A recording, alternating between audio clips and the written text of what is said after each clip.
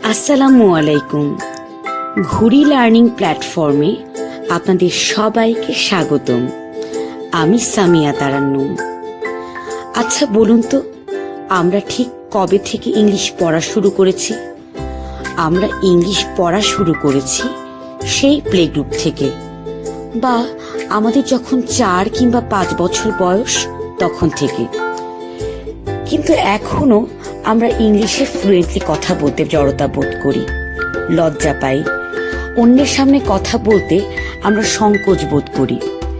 আপনি হয়তো ইংলিশ পড়তে পারেন, কারণ ইংলিশ স্পিচ বুঝতে পারেন, অথবা ইংলিশে অনেক ভালো লিখতে পারেন।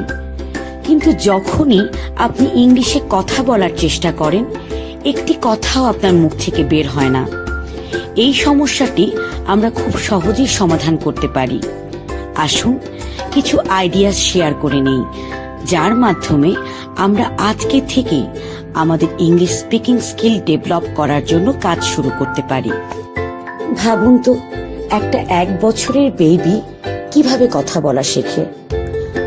আপনি নিশ্চয়ই 1 বছরের বেবিকে কিছু গ্রামার বুকস কিনে দেন, তাই না? কিংবা আপনি নিশ্চয়ই আপনার বেবিকে কিছু ট্রান্সলেশনের মাধ্যমে কথা বলা শেখান, অথবা শুদ্ধভাবে কিছু সেন্টেন্স স্ট্রাকচার শেখার জন্য আপনি আপনার বেবিকে তাগাদা দেন। না, আপনি এগুলোর কোনোটাই করেন না। আমি বলছি, আপনি আপনার ছোট্ট বাবুটাকে কিভাবে কথা বলা শেখান। পৃথিবীর সব ছোট বাচ্চারা কথা বলা শেখে সরাসরি কথা বলা শুরু করে। তারা ল্যাঙ্গুয়েজটাকে অ্যাকোয়ার করে। ঠিক একইভাবে আমরাও আমাদের স্পিকিং এ ফ্লুয়েন্ট হতে পারি।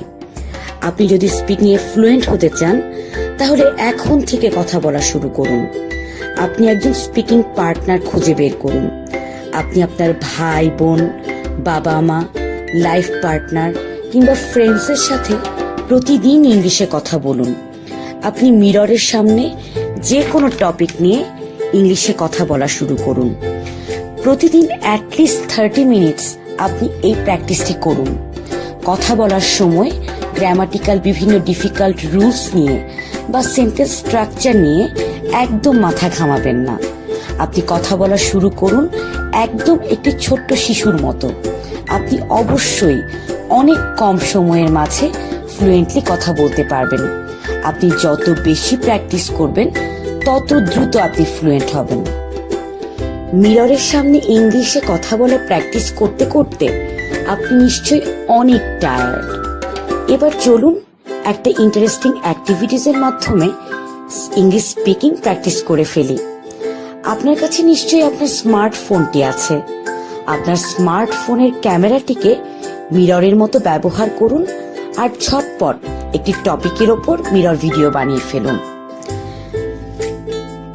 আমাদের আজকের টপিক হচ্ছে You have become invisible for a week. Make your work plan. আপনি অদৃশ্য হয়ে গেছেন। আপনাকে আর কেউ দেখতে পারছে না। এখন আপনি কি কি করবেন? আপনার ওয়ার্ক প্ল্যানটি এখনই তৈরি করে ফেলুন। আপনার অদৃশ্য হয়ে যাওয়ার পর আপনি মনের অনেক ইচ্ছা পূরণ করে নিতে পারবেন। এবার আপনার মনের ইচ্ছাগুলো প্রকাশ করে ফেলুন। ইংলিশ গ্রামার, সেন্টেন্স স্ট্রাকচার, এসব কঠিন কঠিন বিষয়গুলো নিয়ে একদম টেনশন করবেন না। আপনার যা বলতে ইচ্ছা করে তাই বলে ফেলুন এবং এখনই তৈরি করে ফেলুন আপনার মিরর ভিডিওটি। মিরর ভিডিও তো তৈরি করা হয়ে গেল। এবার আপনার ছোট্ট ভাইটি এসে বলল, চলো আমরা একটি হরর মুভি দেখি। কিন্তু হরর মুভি তো আপনার একদম পছন্দ না। আপনি বললেন, horror movie is not my cup of tea. My cup of tea বলতে আমরা বুঝি you like it, you are interested about it. This is not my cup of tea বলতে আমরা বুঝি you don't like it or you are not interested about it. চলুন আরো কয়েকটি examples দিয়ে বিষয়টি বোঝার চেষ্টা করি। This music is my cup of tea. এটি আপনার পছন্দের music. I enjoy museums, it is my cup of tea. আমি জাদুঘরে ভিজিট করতে অনেক পছন্দ করি। That dress is really not my cup of tea. এই ড্রেসটি আমার একদম পছন্দ না। Now it's your turn. এই মাত্র আপনি যা কিছু শিখলেন তা ইমপ্লিমেন্ট করে আপনিও এখনই 3টি সেন্টেন্সেস তৈরি করে ফেলুন। চলুন ঝটপট একটি সেন্টেন্স স্ট্রাকচার শিখে ফেলি। এই স্ট্রাকচারটি ফলো করে আমরা বিভিন্ন সিচুয়েশনে অনেক ধরনের সেন্টেন্সেস নিজেরাই তৈরি করে ফেলতে পারবো। আচ্ছা, আজকে পিৎজা খেলে কেমন হয়? কক্সবাজার বেড়াতে গেলে কেমন হয়? বাইরে থেকে একটু ঘুরে আসলে কেমন হয়? এই কথাগুলো আমরা কিভাবে ইংলিশে বলতে পারি? What about having the? স্ট্রাকচারটি হচ্ছে হোয়াট অ্যাবাউট, ভার্ব, আইএনজি এবং extension of sentence. What about going outside? What about visiting to Cox's Bazar? What about enjoying a movie? What about listening a song? এই মাত্র আমরা যে সেন্টেন্সটি শিখলাম সেই স্ট্রাকচারটি ইউজ করে আপনিও এখনই 5টি সেন্টেন্সেস তৈরি করে ফেলুন। প্রতিদিন বিভিন্ন কারণে আমরা আমাদের কাছের মানুষদের ধন্যবাদ দিই। শুধুমাত্র থ্যাংক ইউ না বলে আমরা অন্যভাবে অনেক সুন্দর করে আমাদের গ্র্যাটিটিউড বা কৃতজ্ঞতা অন্যের কাছে প্রকাশ করতে পারি। এখন আমরা সেই টেকনিক্সগুলোই শিখে নেব। পরীক্ষার হলে আপনি আপনার বন্ধুকে বলতে পারেন, thank you for lending me that calculator. কিংবা আপনি আপনার মাকে বলতে পারেন, thanks a lot for cooking dinner for us. এখানে দেখুন আমরা কোন স্ট্রাকচারটি ফলো করছি। Thanks so much, thanks, thank you, for, verb, ing. Thanks a million for trusting us. Thanks a bunch for working so hard. আসুন দেখে নিই আরো একটি স্ট্রাকচার যা ইউজ করে আপনি বিভিন্ন সময় আপনার রিলেটিভসদের, ফ্রেন্ডদের থ্যাংক ইউ বলতে পারবেন। Thanks for your gift.